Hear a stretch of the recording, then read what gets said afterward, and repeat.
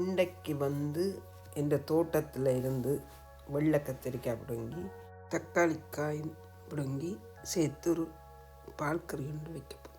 இந்த கத்திரிக்காயை வெட்டி எடுப்போம். தண்ணிக்குள்ள கொஞ்சம் உப்பு போட்டால் கலர் மாறாமல் இருக்கும்.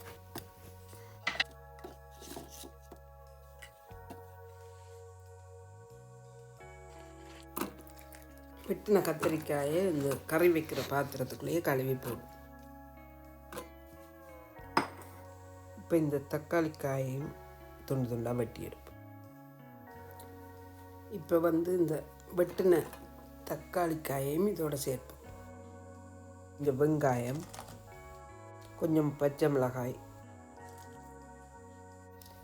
கறிவேப்பிலை, உப்பு வந்து தேவைக்கேற்ற அளவு, கொஞ்சம் நல்லெண்ணெய் கூட வந்து அவியறதுக்கு ஒரு தேவையான அளவு தண்ணி விட்டு மூடி அவிய வைப்போம்.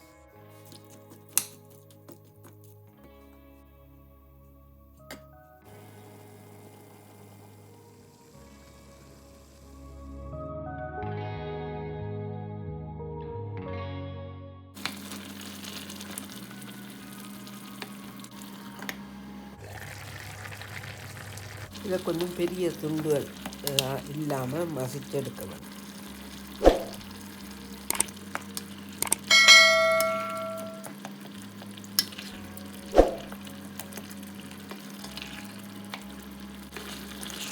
இப்போ எல்லாம் அவிஞ்சு சூப்பராக வந்திருக்கு. இதுக்கு கொஞ்சம் தேங்காய் பால் சரி.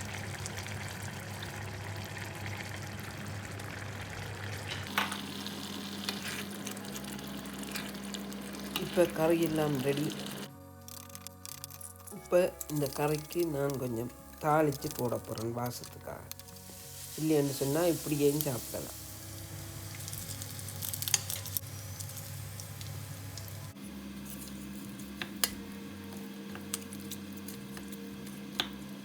சுவையான கத்திரிக்காய் பால் கறி ரெடி.